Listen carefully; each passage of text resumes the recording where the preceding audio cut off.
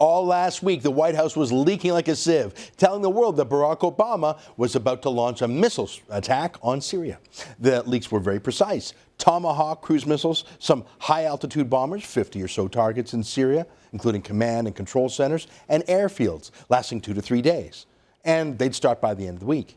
In other words, Syrian generals were given generous notice to move themselves and their key weapon systems to different locations. And given how diabolical Bashar Assad is, to probably move women and children in to the most likely targets. All the better to blame America for killing women and children itself, robbing Obama of a PR victory and painting Syria as the victim of American aggression. It was bizarre to leak such operational details. It was the mark of a confused amateur in foreign policy. He was giving useful, secret details to his enemies in advance. But he didn't really bother to reach out to his friends in advance. If he was truly concerned about building a coalition of allies, you think he might have taken the time to make a personal phone call to the leader of the UK Labour Party, named Ed Miliband, to get him on board for the United Kingdom's parliamentary vote last week. The UK Labour Party and the US Democratic Party are cousins. No doubt a phone call from Obama would have been flattering and probably persuasive. But Obama did not make that call. And Miliband's party, plus plenty of skeptical conservative MPs, abandoned Obama's war before a shot was fired, voting on Thursday night to stay out of it, despite their prime minister's pleas. Maybe Obama was too busy meeting with Magic Johnson, talking strategy with that former basketball player, so he didn't have time to, call a key ally on the eve of a key vote in the week of a key war. He met with Trayvon Martin's mother that same day, too. Priorities. Obama skipped 2 of his own briefings on Syria last week, but he did find time to hit the TV circuit. Here, I showed you this clip before, but I want to point out one new thing about it. Look. The president confirmed he's considering a brief and so-called surgical set of cruise missile strikes. If, in fact, we can take limited, tailored approaches, not getting drawn into a long conflict, we send a shot across the bow saying, stop doing this. Obama is clear it's going to be a quick missile strike. No soldiers on the ground, just in and out. He called it a shot across the bow. But just one more thought on that. You know what the phrase shot across the bow means, right? The bow is the nautical term for the front of a ship. So a shot across the bow is a harmless warning shot designed to scare people. That's why it's a shot across the bow, as in over it, as opposed to a shot into the bow that will blow a hole in it. My point is, a shot across the bow is like firing a gun into the air. It means the next shot won't be harmless. I've got a gun and I'm ready to fire it right at you next time. But Obama explicitly said there would be no second, real, devastating shot, just the first pretend shot. He will only fire across the bow and then go golfing again. He said that. It doesn't work that way in a war, though. See, if you tell CBS, don't worry, there is no follow-up, Syria will hear that also. And so will their allies, Russia and Iran. See, they'll know you're a weak president whose enmity is not to be feared. And it tells your military allies that your friendship is not valuable either. You can't be trusted in tough times. What do you think Israel is thinking about whether or not Obama will defend it against Iran?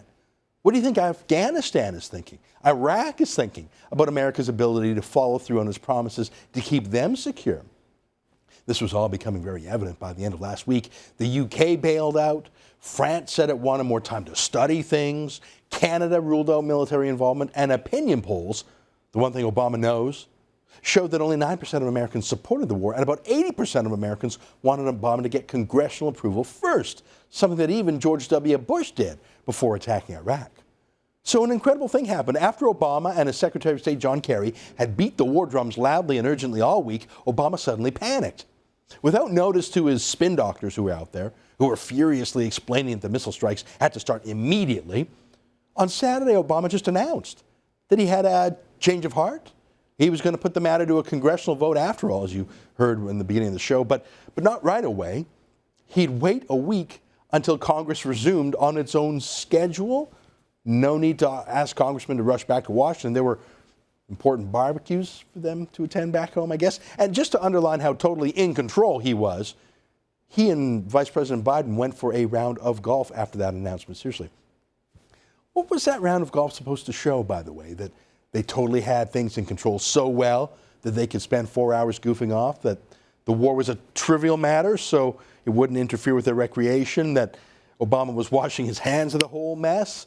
Maybe that he simply didn't know what else he was supposed to do with his time? And he hates working the phones to people, especially the 435 congressmen he just asked for support. I don't know. And contrast that weird slackness with this even weirder official photo released by the White House. Obama, foot on the desk, a crotch shot, his finger pointed like a gun, real tough guy. If tough guys ever said when they're firing a warning shot that it would only be a warning shot, and then if that tough guy later said, sorry, I don't think I'm going to fire the warning shot anymore. I don't know. I mean, the whole thing is weird and amateurish and humiliating for America. On paper, America is the mightiest country in the world. Its armed force is stronger than all others combined.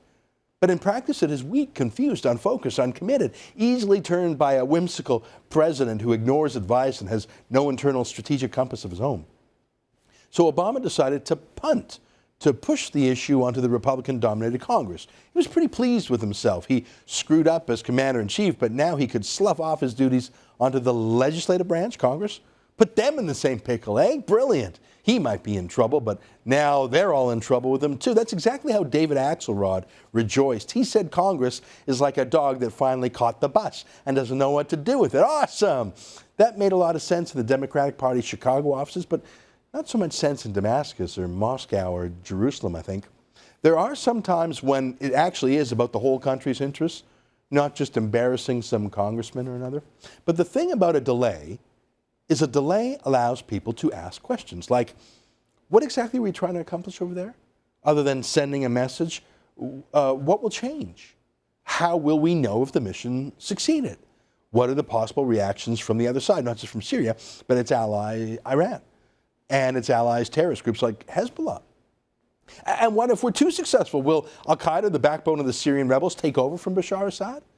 Now, that's a view shared by many in the president's own party. Here's what Senator Tom Harkin, an Iowa Democrat, said after his White House briefing. He said, quote, "The briefing raised more questions than it answered. I found the evidence presented by administration officials to be circumstantial." Hang on, what does that mean? And we all agree that chemical weapons were used in Syria, that hundreds, maybe up to 1,000 people were killed. Now, that's a small percentage of the 100,000 or so who have died over the past 2 years in the civil war there without Obama giving so much as a single speech on the subject. But still, we can all agree that chemical weapons are awful and they were used. So what does Tom Harkin mean that the evidence was circumstantial? I mean, wasn't that the line offered up by Bashar Assad, saying that Syria didn't use the gas, someone else did? Isn't that what Vladimir Putin said? How could Tom Harkin, a liberal Democrat from Iowa, emerge from a confidential briefing in the White House and say that he was less certain of the case for war than when he went in? Now, Magic Johnson was persuaded by Obama. Why wasn't Tom Harkin? Could it possibly be true that France was right?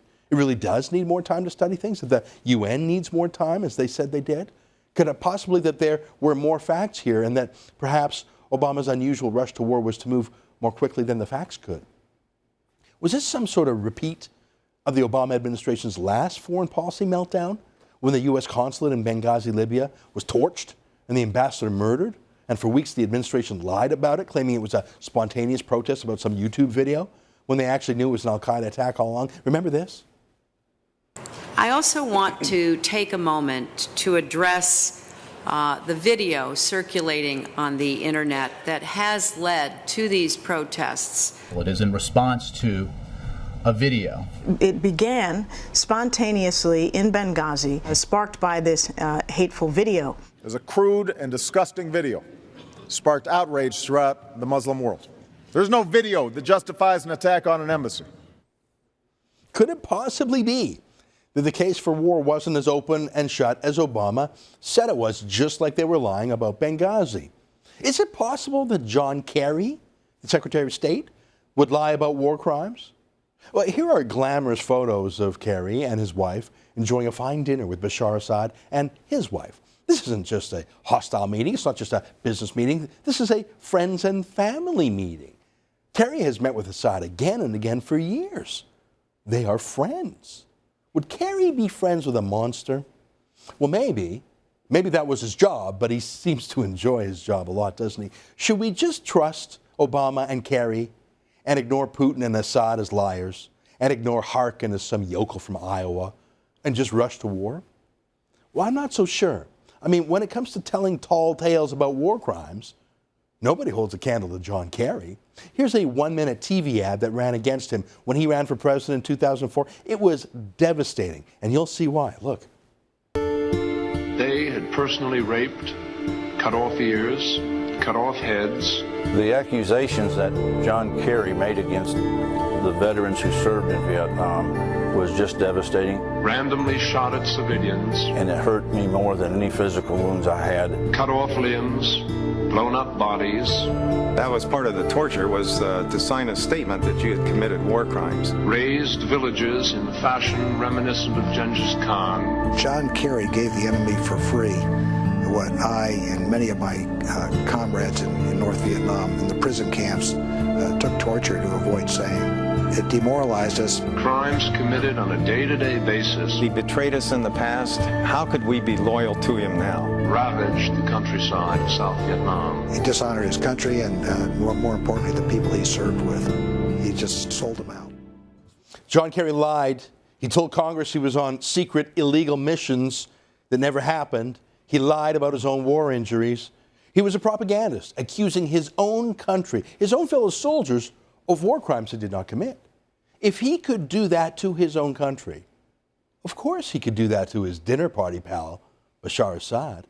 Look, if this is a contest between Bashar Assad on one hand and John Kerry and Barack Obama on the other hand, I would, of course, choose Obama and Kerry. But this is not a popularity contest or a vote. It's about the truth. What is the truth? What disturbed Tom Harkin? Why is he now skeptical of his own party's call for war? Maybe it's because there is a long tradition of lying to go along with a long tradition of war. I mean, if you're willing to kill someone, you might just be willing to tell a fib to someone too, right? Now, I supported the 1991 war to kick Saddam Hussein out of Kuwait, and there were very good reasons to go to that war. But those reasons apparently weren't good enough on their own, so this young girl was brought in to testify before the U.S. Congress on TV with tears flowing. Look. What I saw happen to the children of Kuwait and to my country has changed my life forever.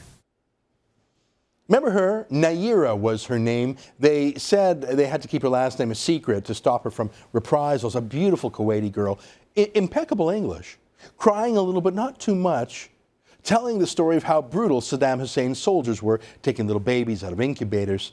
That's the part that sticks with me. Even 23 years later, it was so powerful. Her testimony before Congress was cited again and again by politicians in the rush to war and by the President of the United States himself about 10 times. It wasn't until later that the real reason Nair's last name was hidden was revealed. She wasn't just some nurse from Kuwait. She was the daughter of the Kuwaiti ambassador to the United States. She was reading a script prepared by the Kuwaiti government, which had worked with the PR firm Hill & Knowlton. They also took the video of her testimony and sent it to 700 TV stations to whip up the war against Saddam. The central piece of evidence used to mobilize public support for the first Gulf War was a fake. Now, of course, both sides play that game. The media does too. Do you remember this shocking op-ed published in the New York Times by Eason Jordan, a senior executive at CNN, about 10 years ago? He admitted after the first Gulf War was over that CNN had deliberately chosen to keep horrific facts about Saddam Hussein a secret. They had deliberately chosen not to report the news in order to continue to have their exclusive access to Iraq and generals and even to Saddam Hussein himself. In other words, CNN, the most trusted name in news, it calls itself, put its own commercial interests above its viewers' interests. It was the most trusted name in news by Saddam Hussein. He trusted them not to report his worst conduct, and they complied. And they only told the world about it after Saddam was gone, in an op-ed in the New York Times. Do you doubt that the rebels in Syria might have used chemical weapons themselves and tried to blame it on Bashar Assad? Does that sound too crazy, too unlikely? It does sound unlikely, doesn't it, to our Western ears? I mean, the idea of killing hundreds of your own people for a PR tool sounds crazy. But remember who these rebels are. Their main fighting force is al-Qaeda's affiliate, al-Nusra. They're bringing Sharia law to Syria.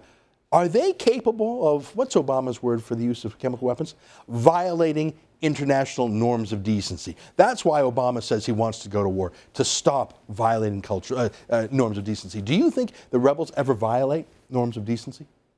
Well, turn the channel if you have a weak stomach, because here is a cell phone video taken by Syrian rebels, so proud of what they do when they capture a Syrian government soldier. Take a look at this. Yeah. In case you can't see it or can't believe what you're seeing, that Syrian rebel is literally cutting the heart out of his Syrian enemy and eating it. He's a cannibal. Do you think such a person would hesitate to use chemical weapons against civilians if he could blame it on Assad? No, I don't think this kind of person would hesitate to do much.